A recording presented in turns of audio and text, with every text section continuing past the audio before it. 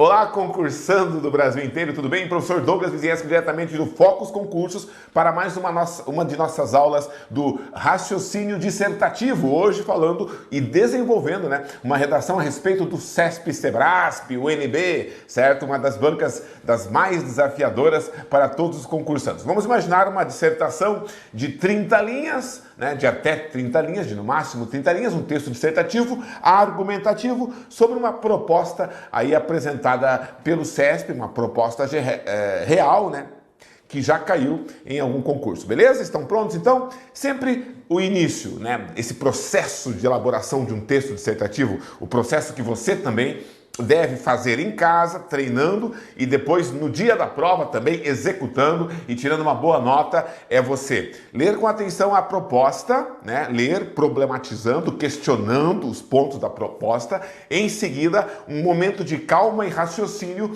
no qual você encontra a sua tese. Qual é a sua opinião a respeito daquilo que foi proposto? O que você pensa, o que você tem a dizer? Isso vale para todas as dissertações. Só que no CESP, eles têm um padrão, uma tendência de colocar duas ou três questões, bem pontuais, sobre as quais você deve discorrer, beleza? Obrigatoriamente, necessariamente, você deve escrever a respeito daquilo que o CESP apresenta em seus 2 ou 3 subtópicos da proposta, beleza? Sendo eles obrigatórios, alguns alunos me perguntam: professor, uma questão discursiva, do estilo CESP, ela parece muito mais assim com uma pergunta do que com uma proposta de redação, uma proposta de dissertação. Quem está acostumado com propostas de dissertação, estilo Enem, por exemplo, a galera sai do ensino médio, vai para a faculdade e aí vai fazer um concurso do CESP, percebe sutis diferenças, Em vez de ser aquele tema bem genérico e uma proposta na qual você tem que apresentar soluções e tudo mais, no CESP não. Ele se dá um tema bem específico, normalmente relacionado ao concurso que você vai fazer, ao cargo que você pretende ocupar, e você deve desenvolver então um texto dissertativo, eles falam estrutura dissertativa, no qual você comenta, analisa, explica 3 tópicos, 3 itens que eles já apresentam. Então alguns alunos perguntam para mim: professor, se eu tenho essas 3 perguntas, essas 3 questões discursivas bem apresentadas pelo CESP, eu posso simplesmente respondê-las, por exemplo, em 3 parágrafos. Eu escrevo lá dentro das 30 linhas 3 parágrafos e em cada parágrafo eu coloco a resposta, a solução, o desenvolvimento a cada uma dessas perguntas que o CESP apresentou. Ou, professor, eu devo escrever uma dissertação. Eu tenho que colocar tese na introdução, eu tenho que desenvolver com argumentos que defendam essa tese e tenho que apresentar uma conclusão. Afinal de contas, é obrigatório no CESP a estrutura, é obrigatória a estrutura dissertativa, ou eu simplesmente tenho que me comportar como quem desenvolve parágrafos argumentativos, parágrafos dissertativos para responder a essas perguntas bem pontuais que a banca trouxe? Eu tenho a resposta para essa pergunta. Muito simples. Como eles apresentam na proposta a ideia, e já desde o edital, eles falam que será cobrado um texto dissertativo, argumentativo, de até 30 linhas, etc. e tal. Como eles já se propõem a fazer um texto dissertativo, a cobrar de você um texto dissertativo, é óbvio que a estrutura dissertativa nunca estará errada. Então você escrever o texto dentro de um comportamento, daquilo até que você já estudou tantas vezes, que você até memorizou aquele esqueleto de dissertação, aquela forma de aquelas palavrinhas-chave, aquelas expressõezinhas com as quais você inicia os parágrafos e dá continuidade às ideias. Se você fizer isso com introdução, desenvolvimento e conclusão, nunca estará errado. Obviamente, desde que você responda adequadamente, de maneira bem desenvolvida, a cada um dos itens apresentados pelo CESP, certo? Ok. Por outro lado, não é errado, eu já vi alunos recebendo excelentes notas sem utilizar-se da estrutura dissertativa. Eles fazem uma leve introdução, que é o que eu vou tentar fazer hoje, é o modelo que eu farei hoje, né? Uma linha, duas linhas apresentando a introdução e já começo no primeiro parágrafo a responder o item 1. Já respondo o item 1, no segundo, no terceiro, talvez um quarto parágrafo, eu chego a responder até o item 3, faço uma rápida conclusãozinha, certo? Tipo, 2 linhas de introdução, 2 linhas de conclusão e uso o resto das linhas apresentadas pela banca para responder as 3 perguntas, certo? Muita objetividade, muita concisão para quem optar por essa estrutura. É bom porque você terá mais linhas, né, úteis para desenvolver a sua argumentação e, é claro, se você tem uma boa argumentação, alcançar uma boa nota. Outra pergunta comum quando se trata de proposta do CESP. A galera pergunta, professor, eu devo tocar nos 3 tópicos na ordem em que eles são apresentados, obrigatoriamente, necessariamente, ou se eu me sentir mais confortável, eu posso... Por exemplo, você acha mais fácil o item 3 ou o item 2 e você gostaria de começar pelo item 2, começar pelo item 3 e, óbvio, depois falar dos outros 2 itens, mas começar não necessariamente com o primeiro, não fazer necessariamente aquela ordem primeiro, segundo e terceiro. Olha, eu vou te responder essa pergunta. É uma pergunta de vários alunos. Vou te responder agora. Você pode, certo? Em nenhum momento, nem no edital, nem na proposta, eles falam que você tem que responder os itens naquela ordem. E os próprios itens não costumam ser enumerados. É só um tracinho ali, não tem número 1, 2, 3. Normalmente é isso, certo, pessoal? Então quer dizer que uma ordem alternativa àquela apresentada das perguntas é possível, você pode fazer, não será um pecado, não será o fim do mundo. No entanto, vamos agora ser um pouco táticos, estratégicos, né? Vamos ser concurseiros mesmo, inteligentes. Pensa, o cara que vai corrigir a redação, eu sempre falo isso para vocês, ele é um ser humano. Temos o fator humano na brincadeira, ou seja, ele vai corrigir dezenas, centenas de redações no mesmo dia. Sempre ele vai memorizar, né, esse item 1, item 2, item 3. Ele vai corrigir várias e várias e várias e várias e várias e várias e várias e várias e várias e várias e várias e várias e várias várias e várias e várias e várias e várias e várias e várias e várias e várias e várias e várias e várias e várias e várias e várias redações sobre o mesmo tema, corrigindo os 3 tópicos, certo? A cabeça dele vai chegar num momento em que ele vai estar meio que automatizado a procurar a resposta do item 1 no primeiro parágrafo, a resposta do item 2 logo em seguida e a resposta do item 3 logo em seguida. Você entendeu? Então, se ele chega no primeiro parágrafo e ele já não vê você tocando naquele tópico do item 1, mesmo que você esteja falando do item 2, ele pode pensar assim, puxa, a pessoa não desenvolveu o item 1. A pessoa negligenciou, ignorou o item 1. Eu não gostaria de correr esse risco. Sendo assim, a resposta é muito simples.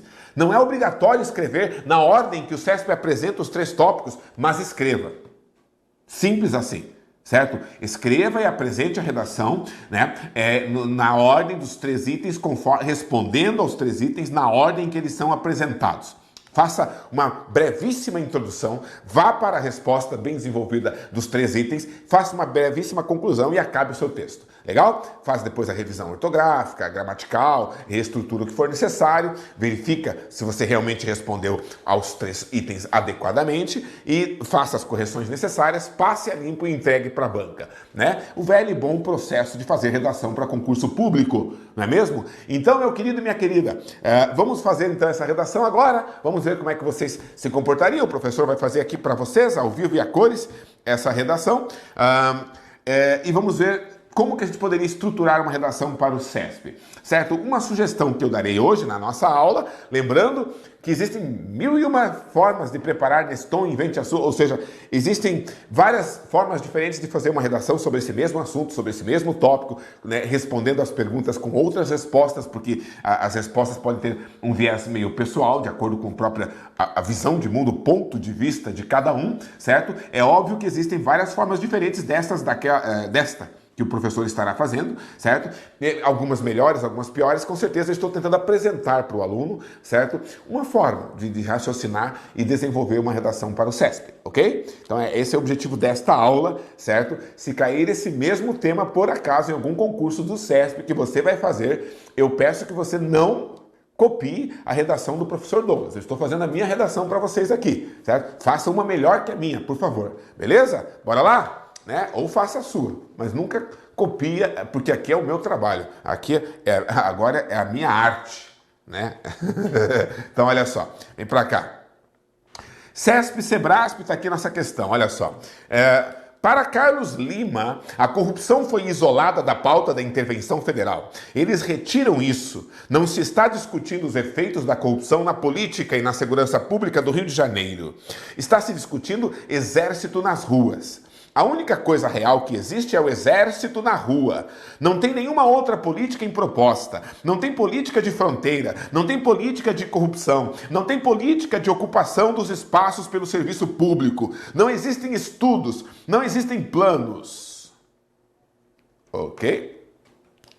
A intervenção federal em comprometimento com a ordem pública e o desafio do combate à corrupção. Tá? Então, aqui escreva uma redação dissertativa argumentativa sobre o seguinte tópico, né? Intervenção federal em comprometimento com a ordem pública, né? E o desafio do combate à corrupção. Itens, né?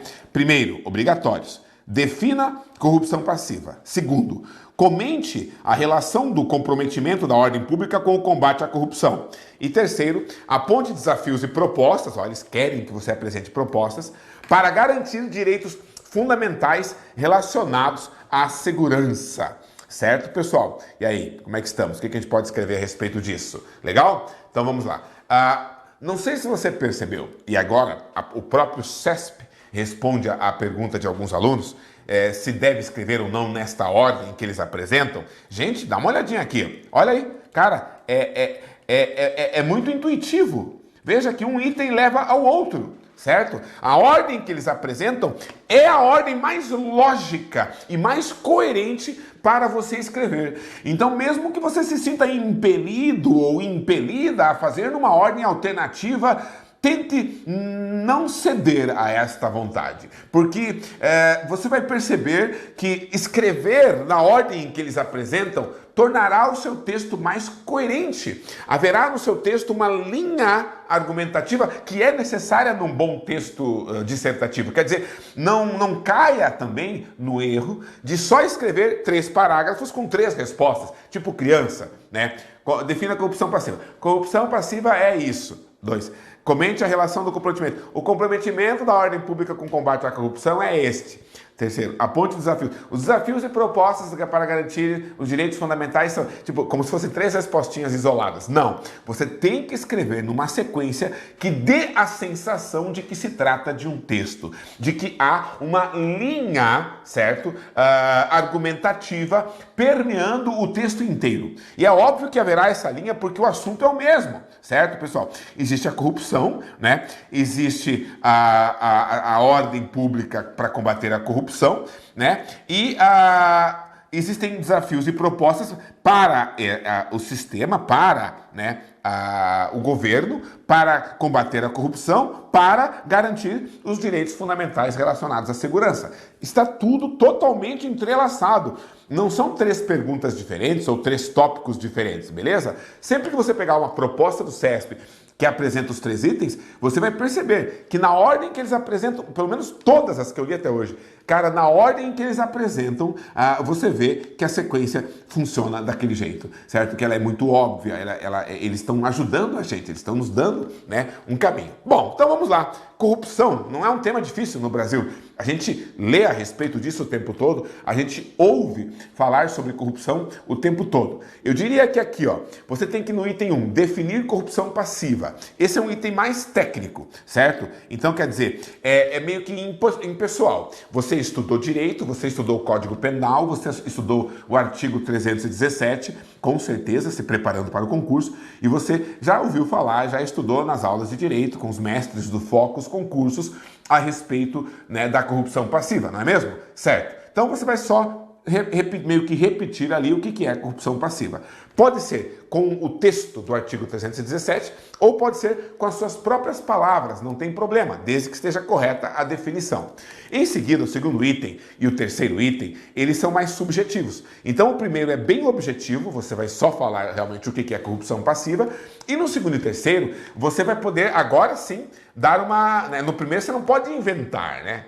Eu acho que corrupção passiva é tal coisa. Agora, no segundo e no terceiro, você pode, né, dar uma opinião bem pessoal sobre o comprometimento da ordem pública no combate à corrupção, na sua opinião, quais são os caminhos, que comprometimento é este, né? E também, aqui no terceiro item, né, meio que é muito pessoal, você vai escolher quais desafios e propostas, na sua opinião, poderiam garantir, né, ou não essa segurança pública e a garantia dos direitos fundamentais relacionados à segurança pública. E é óbvio que a redação do meu amigo, a redação da minha amiga, sairão com propostas diferentes. Então é a parte pessoal, a parte subjetiva do texto, os itens 2 e 3, e o item 1 é a parte técnica, você simplesmente define o que é corrupção passiva, ou de acordo com o texto do Código Penal, ou com as suas próprias palavras, desde que corretamente, né, explicado, definido o que vem a ser corrupção passiva. Quanto ao item 2, eu gosto de fazer aquele comentário antes de começar a escrever, né, aquele raciocínio. Gente, o que vocês acham que é o comprometimento da ordem pública, certo? Né, ou seja, o sistema, o establishment, né, com o combate à corrupção? Eu me lembro de um texto do padre Antônio Vieira, certo? Que ele escreveu ao rei de Portugal. E nesse texto, ao rei, né, o padre Vieira, que era um homem de bastante influência na corte portuguesa do século XVII, certo? Ele morava no Brasil e ele mandava esses textos lá para Portugal, lá para a coroa, lá para a capital, né? E aí, nesse texto ele fala, né, que o papel de um rei em primeiro lugar, né, de um monarca, é ser um exemplo de ordem, né? Ser um exemplo de bom comportamento, de honestidade, certo? E descobrir, né, detectar quem são as pessoas que fogem, né, da honestidade, as pessoas corruptas, e puni-las. E puni-las não apenas, como ele era um religioso, ele fala, não apenas castigá-las para que elas se arrependam do seu crime, mas para que elas aprendam, né, que o crime não compensa e dessa forma elas consigam galgar o seu caminho em direção aos céus, certo? Então quer dizer que o papel de um líder, né, de um monarca, é ser um exemplo e uma pessoa com o poder de curar a criminalidade. Uma pessoa que é um exemplo de honestidade e que vai salvar as almas dessas pessoas que infelizmente estão cometendo crimes e que vão para o inferno. Ele era um padre, então ele parte desse pressuposto de céu e de inferno, certo? Então, que um rei tinha o compromisso de levar todos os seus súditos para o céu, junto com a igreja, certo? E ele fala que, ao contrário disso, o que se via já naquela época é que os reis, em vez de punir e salvar os bandidos, pelo contrário, são influenciados por estes e acabam os reis se corrompendo e caminhando em direção ao inferno, de braços dados com os corruptos, com os bandidos, com os criminosos do país, certo? Então, deixando a própria nação à mercê dos bandidos, né? Que estão em todos os níveis, inclusive no nível do próprio rei, né? Levando toda a população para o inferno pela própria forma desgraçada com que vivem em meio à criminalidade. Né? Padre Antônio Vieira, o cara escreveu isso há 400 anos, velho. 400 anos, o padre Vieira mandou essa, certo? Então, é muito simples para mim, né? Interpretar de que forma que deveria haver um comprometimento do governo com a ordem, né? Com a ordem pública, com a segurança e com o combate à corrupção. Porque é o seguinte, as pessoas, né? Se você pegar, por exemplo, Voltaire, né? Voltaire, ele fala que nós somos... nós, seres humanos, temos uma tendência muito grande a sermos malignos, né? A sermos individualistas, né? A pegarmos as coisas para nós, a pensarmos primeiro em nós e depois nos outros, certo?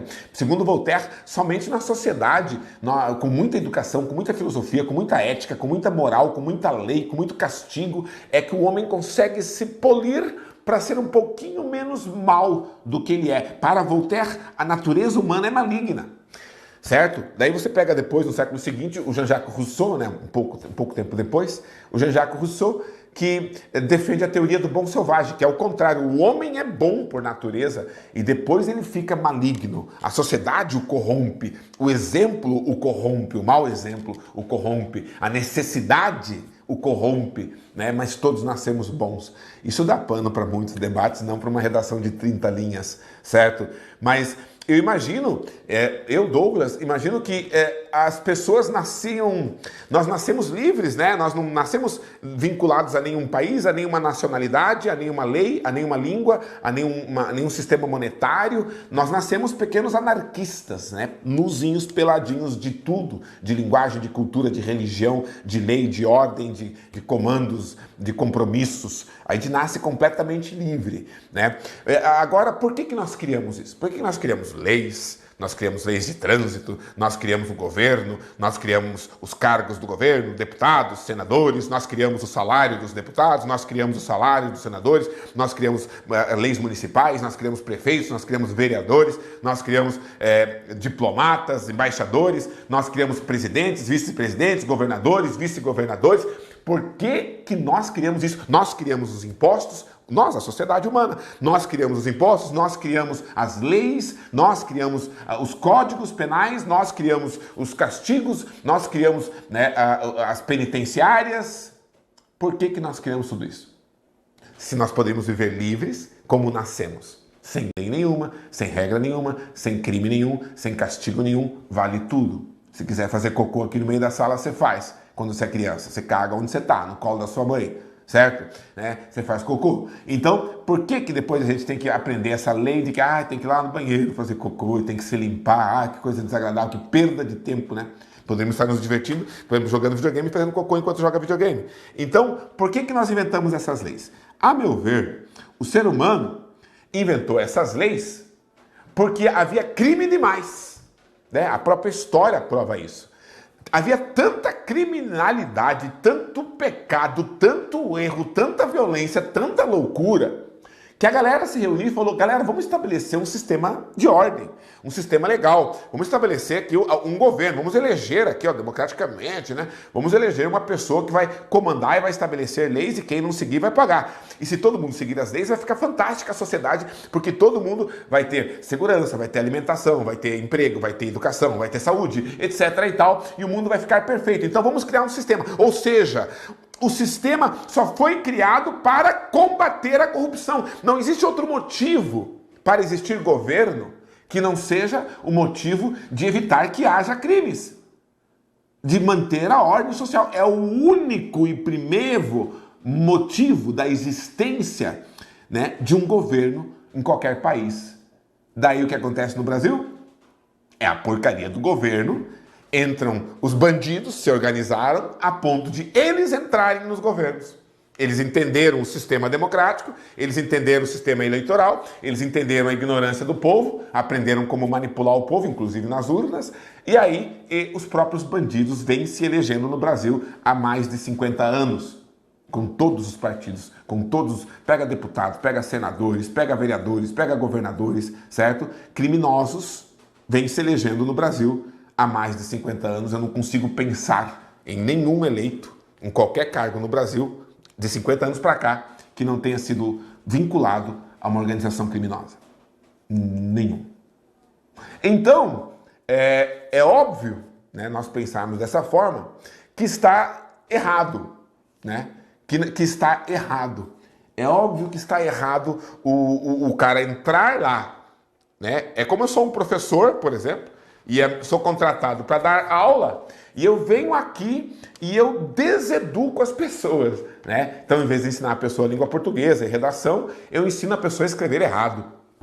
O cara é contratado, por exemplo, para ser... Por exemplo, o cara que trabalha com a limpeza, né? Então, imagina um auxiliar de limpeza, e ele vem e ele começa a pegar e jogar lixo no chão durante o seu emprego e recebendo o seu salário para isso. E começa a espalhar lixo pelo ambiente de trabalho.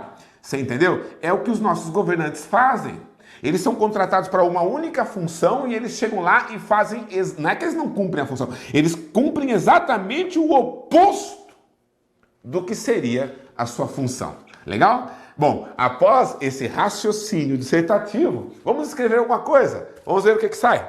né? Vocês estão se divertindo com essas aulas? Legal. Podem mandar para o professor pelas redes sociais e tudo mais, comentários, análises, certo? Do que vocês acham, né? Dessa forma, né, de raciocinar uma dissertação. Para mim funciona muito porque quando eu passo esses minutos pensando no assunto, eu poderia fazer isso sozinho e quietinho, eu só estou verbalizando, porque é necessário, porque vocês me ouçam, né? Senão vocês não poderiam ouvir os meus pensamentos. Mas eu conseguiria pensar em muito mais coisa, muito mais lógica e muito mais relações se eu ficasse aqui quietinho em silêncio. Meu cérebro ia... A história das pessoas, o sistema, o governo, a corrupção, as leis, a história, a filosofia, os pensadores, isso tudo acontece em segundos na cabeça da gente. É mais difícil ter que explicar, ter que falar para vocês o que eu estou pensando e a forma como eu estou raciocinando e transformando isso em linguagem agora para vocês poderem acompanhar um pouco do que está passando no raciocínio. Agora, se o cara fica quietinho aqui, ó, e se concentra, passam milhões de opções de textos dissertativos, certo? Então, quer dizer, sobre esse tema, ou sobre qualquer tema, você entendeu? Então, comece a criar, a desenvolver um pouco dessa autoconfiança. Muita leitura é necessária, certo? Para você escrever bem, uma visão crítica das coisas e tenha a sua opinião, não precisa ser igual à minha, de maneira alguma. A minha opinião é muito minha, muito particular, eu não quero que você aceite a minha opinião. Pelo contrário, tenha a sua. Faço questão de ouvir a sua, porque se todo mundo pensar igual, nós somos todos um pouco ignorantes. Nós não podemos avançar se não houver o contraponto, beleza? Então, por gentileza, discorde de mim no que for possível, certo? E argumente. Agora, o que eu posso escrever aqui? Vamos começar, né, pelo início. Defina a corrupção passiva. Legal? Então tá aqui. Arrumamos nosso texto, nosso Word, né, com o tamanho de letra mais ou menos equivalente ao número de letras que eu faria numa linha. No meu caso, eu faço entre 50 a 55 caracteres numa linha. Né? É mais ou menos o que eu medi o tamanho aqui. Então, vamos direto ao ponto.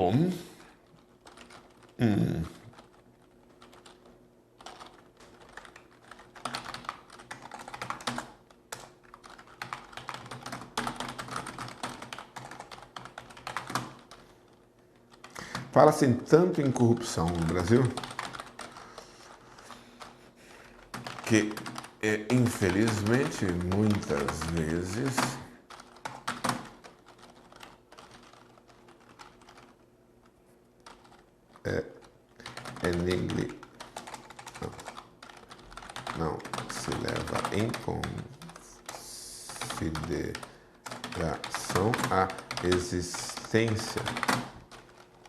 existência de pelo menos dois tipos, a passiva e a ativa.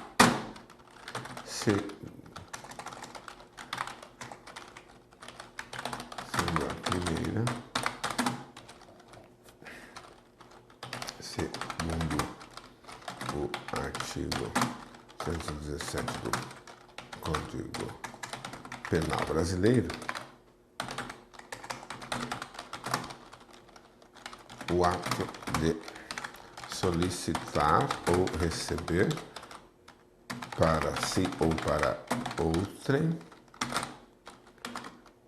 direta ou indiretamente, em razão da função exercida, vantagem indevida. Fala-se tanto em corrupção no Brasil que, infelizmente, muitas vezes não se leva em consideração a existência de pelo menos dois tipos, a passiva e a ativa, sendo a primeira, segundo o artigo 317 do Código Penal, arrumando aqui, certo? Do Código Penal Brasileiro, o ato de solicitar ou receber para si ou para outrem, direto ou indiretamente, em razão da função exercida, vantagem indevida.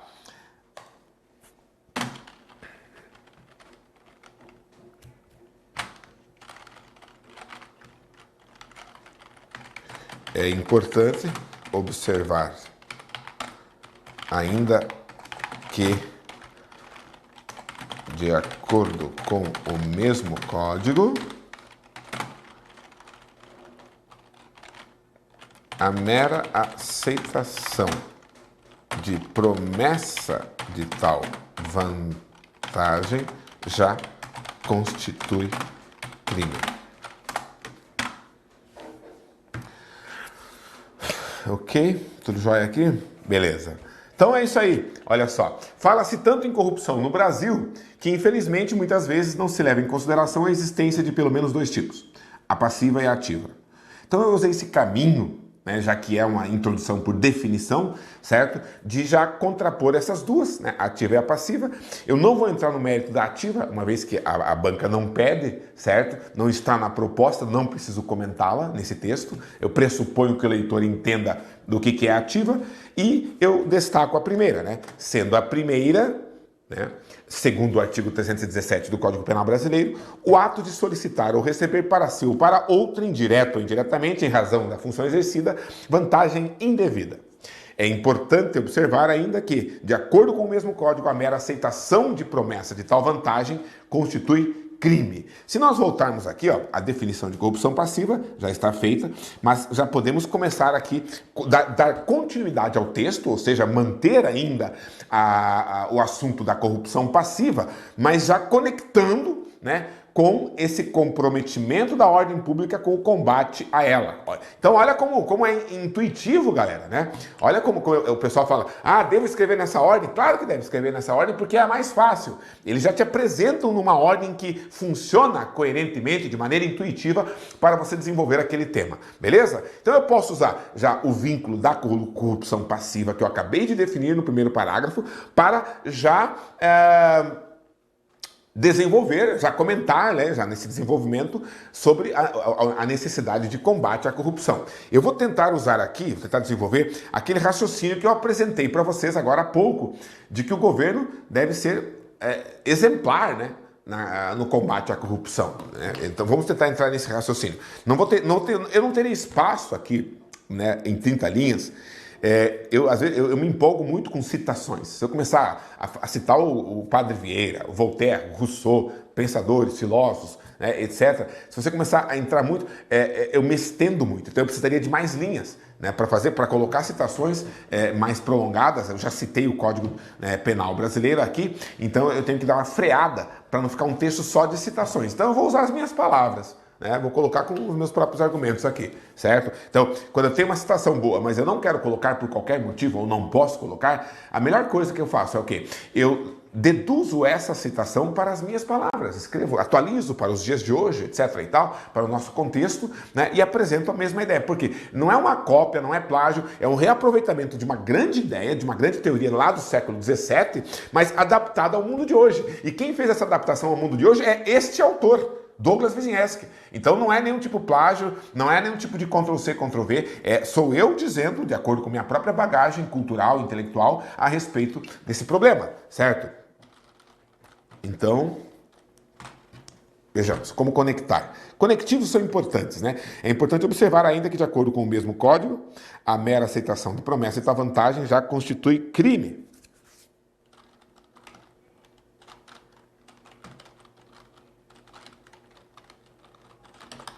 Em virtude disso, vírgula,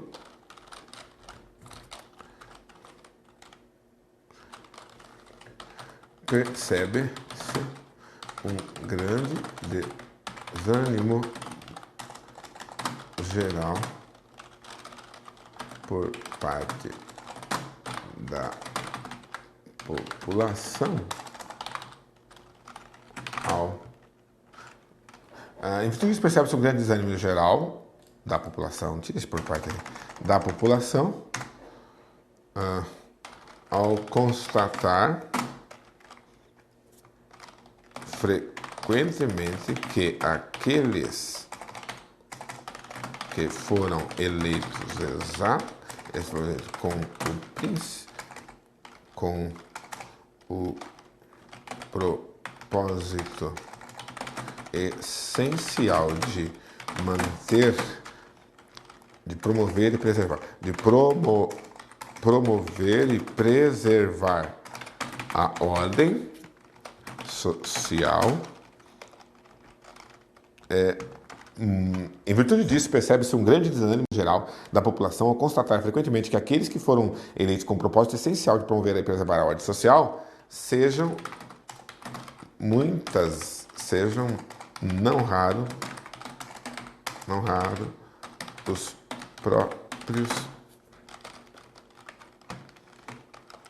próprios, eu ia usar agentes, mas os próprios agentes da corrupção e do crime.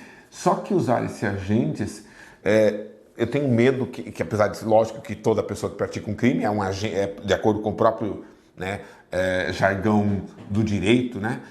Você chama de agente, aquele criminoso, mas eu não quero usar que a palavra agente, por causa da sua carga semântica de aquele que age, né, se contradiga com o que eu escrevi em cima sobre corrupção passiva, você entendeu? Então, exatamente como eu desenvolvi a ideia da corrupção passiva, eu ia escrever aqui agora, são os próprios agentes, né, da corrupção, só que daí eu percebi, não, eu não vou colocar, apesar de estar correto, a noção de que toda pessoa que participa de um crime é um agente de crime, certo? Eu não vou usar esse termo. Eu preciso de um outro termo, de uma outra palavra, para que não haja nem sombra de contradição no meu texto. É importantíssimo que você tenha essa preocupação. A seleção das palavras, escolher os termos e as expressões que melhor vestem o seu texto, as suas ideias. Suas ideias têm que aparecer bem vestidas no texto, certo? E qualquer sombra, qualquer nuance de contradição, de encheção de linguiça, de enrolação, de repetição que você coloca no seu texto, de ambiguidade, as bancas muitas vezes observam, percebem, detectam e descontam a sua nota, beleza? Tem que ser muito cuidadoso mesmo, tá? Então quer dizer que aqueles que foram eleitos com o propósito essencial de promover e preservar a ordem social sejam não raro os próprios corruptos. Não, vamos colocar corruptores e corruptíveis. Que tal essa? Ficou melhor, né? Sejam não raro os próprios corruptores e corruptíveis. Só que tem um problema agora, galera. Se nós voltarmos para cá, você vai perceber que eu tenho que comentar a relação do comprometimento da ordem pública com o combate à corrupção, certo? Tá? Então, eu só comentei ali que nós estamos desapontados diante do fato de que eles não estão combatendo a corrupção. Lógico, isso já está subentendido, essa relação. Mas é melhor ser um pouco mais explícito, certo? A respeito desse comprometimento da ordem pública, certo? Em virtude disso, percebe-se um grande desânimo geral da população ao constatar frequentemente que aqueles que foram eleitos com o propósito essencial de promover e preservar a ordem social sejam, não raro, os próprios corruptores e corruptíveis. Mesmo assim,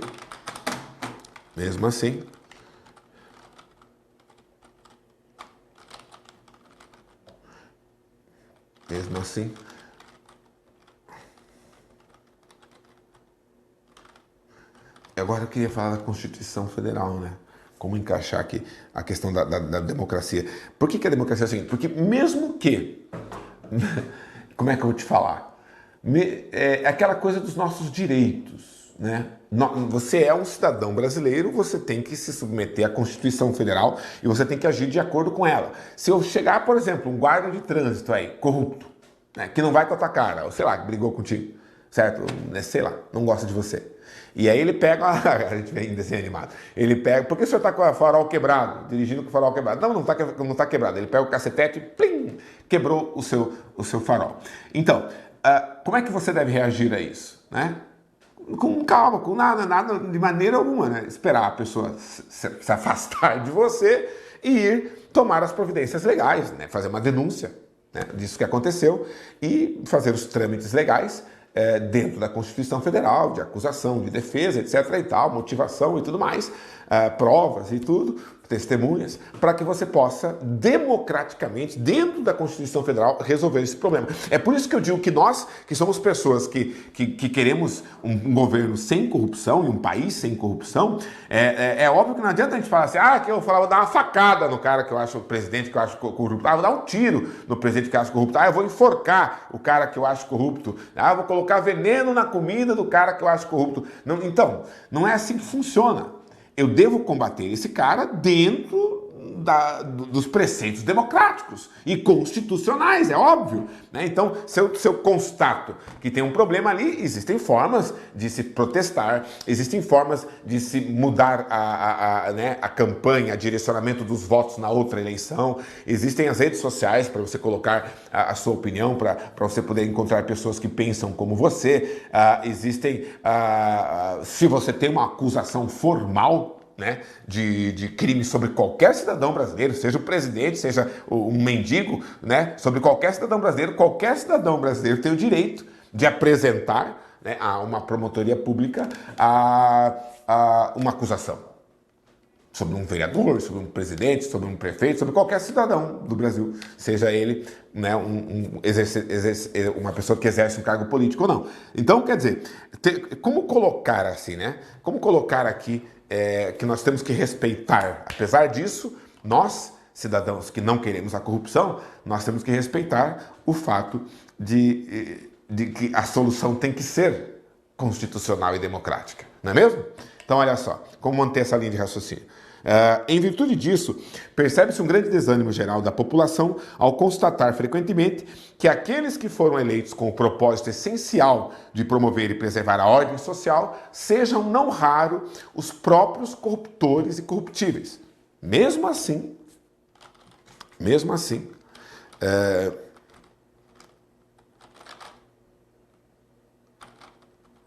todos os paisanos devem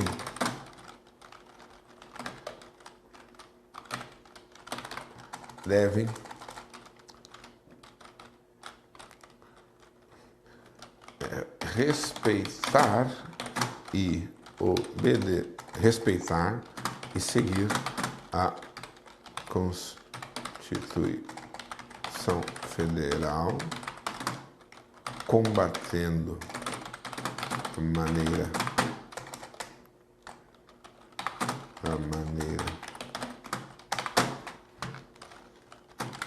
prescrita nos princípios democráticos, combatendo da maneira prescrita nos princípios democráticos todo tipo de corrupção e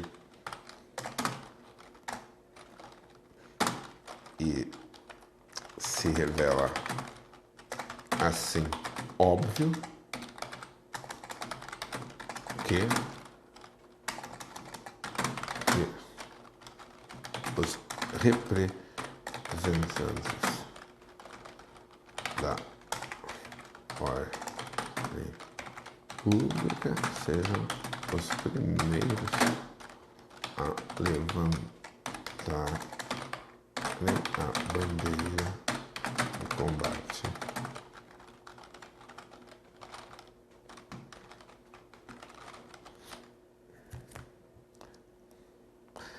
eu não posso repetir corrupção, né? Levantar a bandeira de combate sem repetir corrupção. Já falei corrupção demais nesse texto. Então, levantarem a bandeira de combate, eu já falei corrupção, é importante que eu tenha falado corrupção, porque se o cara vai corrigir de acordo com os itens aqui a palavra-chave é corrupção. Aqui a palavra-chave é definir a passiva, né? E aqui na terceira, né, desafios e propostas, né, para garantir os direitos, ok? E segurança, palavra-chave. Então tem que ter essas palavras, de alguma forma elas têm que aparecer lá na sua redação, beleza? Então, quer dizer, comente em relação ao comprometimento da ordem pública, tá ok, volta aqui, ok. Então, e se revela assim óbvio que os representantes da ordem pública sejam os primeiros a levantarem a bandeira de combate o quê? Combate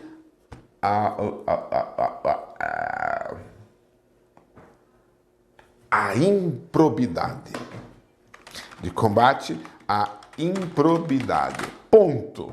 Último parágrafo, último item, e vamos aí para a solução desse texto. Você vê como a língua portuguesa é linda, né? A língua portuguesa ela é muito dinâmica, cara. Ela sempre existe um outro termo, sempre existe uma outra palavra, sempre existe uma outra expressão para você dizer a mesma coisa ou ainda dizer com mais precisão aquilo que você quer, né? Então, o trabalho de escrever, de reescrever, de pensar, de escolher, de selecionar palavras também faz parte do processo dissertativo. Tenha isso em mente para escrever um bom texto. Último parágrafo, queridos. Está gostoso de escrever aí? Estão fazendo a de vocês também? Em casa? Praticando? Olha só. Desafios e propostas para garantir direitos... Ok. Em virtude disso, mesmo assim, sendo assim, né? Sendo assim, será que é? Funciona, né? Sendo assim, simples e básico. Sendo assim, vírgula, toda ação governamental e civil que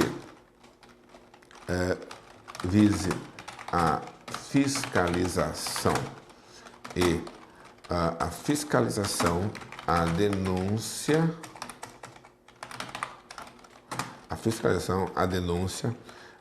ao julgamento, a punição e o julgamento e a punição dos envolvidos, não, a punição daqueles que, em vez de promoverem, em vez daqueles que usam,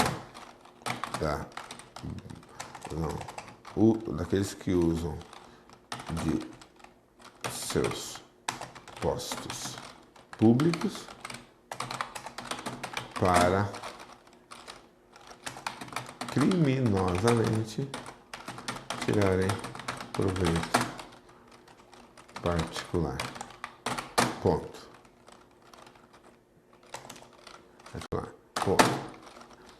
Bem como exigir a restituição de todo bem que possa ter sido escamoteado do erário público. Do erário. Já falei muito público aí? Do erário público, então, só 2 vezes. Do erário público. Qual é o tema? Está aqui. Então, aponte desafios e propostas para garantir direitos fundamentais relacionados à segurança. Pior que eu entrei só em corrupção ali. Ai. Eu entrei só em corrupção nesse último aí, erário público, desviei do assunto. Eu vou ter que reescrever essa última parte, porque eu esqueci desse ponto, a menos que eu consiga encaixar agora, certo? Esse ponto da segurança pública. Eu tenho que falar de segurança, tá? Então, olha só. Quantas linhas eu tenho aqui, gente? 1, 2, 3, 4, 5, 6, 7, 8, 9, 10, 11, 12, 13, 14, 15, 16, 17, 18, 19, 20, 21, 22, 22. 22 linhas. Eu tenho espaço. Eu tenho espaço. Né? Tem 30 linhas. 30 linhas é uma enormidade, né? Quando você consegue, quando o tema assim é fácil, né? É bem óbvio, bem direcionado. Então, sendo assim, toda ação governamental e civil que vise a fiscalização, a denúncia, o julgamento e a punição daqueles que usam de seus postos públicos para criminosamente tirarem proveito particular. Faltou o final dessa frase, tá? Sendo assim, o que tem, né? Toda ação, o quê? Toda ação governamental para criminosamente tirar proveito particular, vírgula, deve ser vista como prioridade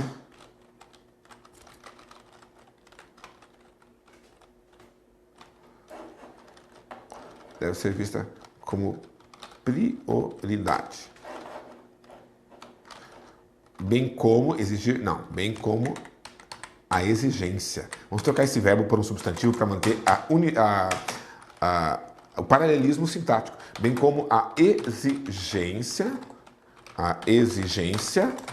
né, da restituição de todo bem que possa ter sido escamoteado do erário público. Ponto.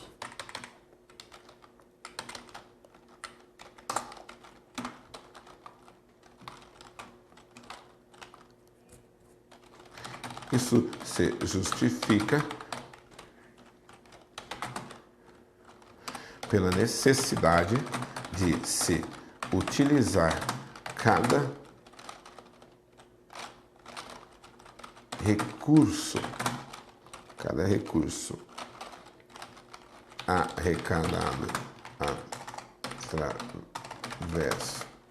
dos pesados tributos brasileiros. Isso justifica pela necessidade de se utilizar cada recurso arrecadado através dos pesados tributos brasileiros para a manutenção, vamos usar a palavra garantia, para a garantia de uma vida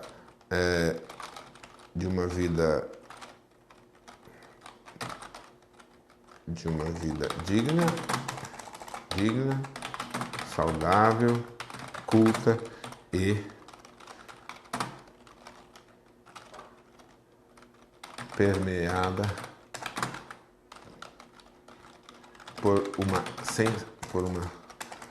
e protegida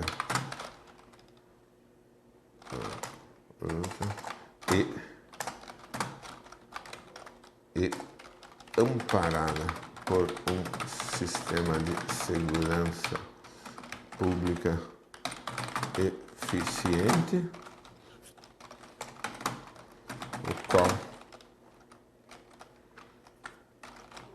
o qual é um ponto mínimo ao se avaliar o índice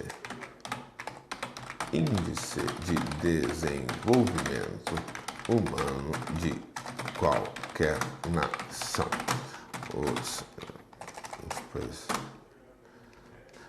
Isso se justifica pela necessidade de se utilizar cada recurso arrecadado através dos pesados tributos brasileiros para a garantia de uma vida digna, saudável, culta e amparada por um sistema de segurança pública eficiente, o qual é um ponto mínimo ao se avaliar o índice de desenvolvimento humano de qualquer nação. Então, meu Deus, será que tá bom já? Então, vejamos aí o texto. Fala-se tanto em corrupção no Brasil que, infelizmente, muitas vezes não se leva em consideração a existência de pelo menos dois tipos, a passiva e a ativa. Sendo a primeira, segundo o artigo 317 do Código Penal Brasileiro, o ato de solicitar ou receber para si ou para outrem, direta ou indiretamente, em razão da função exercida, vantagem indevida. É importante observar ainda que, de acordo com o mesmo Código, a mera aceitação de promessa de tal vantagem já constitui crime. Em virtude disso, percebe-se um grande desânimo geral da população ao constatar frequentemente que aqueles que foram eleitos com o propósito essencial de promover e preservar a ordem social sejam não raro os próprios corruptores e corruptíveis. Mesmo assim, todos os paisanos devem respeitar e seguir a Constituição Federal, combatendo da maneira prescrita nos princípios democráticos todo tipo de corrupção. E se revela assim óbvio que os representantes da ordem pública sejam os primeiros a levantarem a bandeira de combate à improbidade.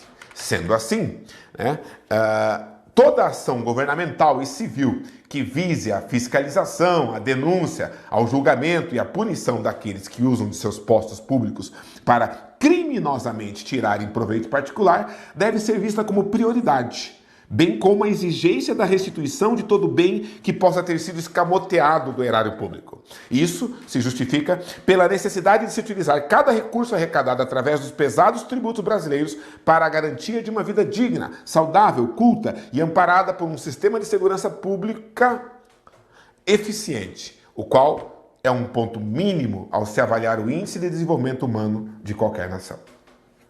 Bom, parei ali. Ok. Talvez dedicaria mais um tempinho para mudar alguma coisinha, para polir alguma palavrinha, algum terminho, selecionar melhor algum conectivo, certo? Mas está aí uma essência de uma redação que poderia ser apresentada para a banca CESP e tirar uma nota competitiva, beleza? Galera, obrigado pela atenção. Esse texto que eu acabei de escrever, acabei de criar aqui para vocês, ficará disponível também como material de apoio desta aula, beleza? Um abraço para todo mundo, né? Aqui é professor Douglas, Focos Concursos, Redação na Prática. Prepare-se, pois novas aulas, novas dissertações estão sendo preparadas para vocês. Até breve.